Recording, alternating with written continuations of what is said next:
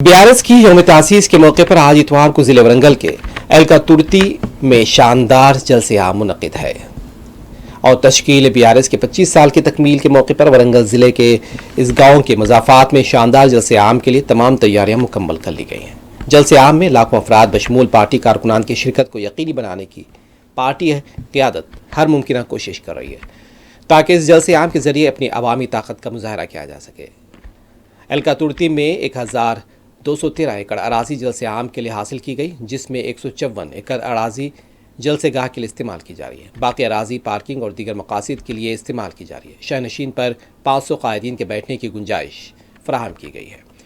شہنشین سے متصل ایک اور شہنشین بنایا گیا ہے جہاں کلچرل پروگرام پیش کیے جائیں گے۔ اس جلسہ عام کے لیے ریاست بھر سے RTC بسوں کے علاوہ کاروں، ٹریکٹرز اور دیگر گاڑیوں کو ملا کر جملہ 50,000 گاڑیوں کے آنے کا اندازہ بھی کیا جا رہا ہے۔ پارکنگ کے لیے 1055 ایکڑ اراضی مختص کی گئی ہے۔ جلسہ گاہ میں 1 لاکھ سے زائد کرسیوں کا نظم بھی کیا گیا ہے۔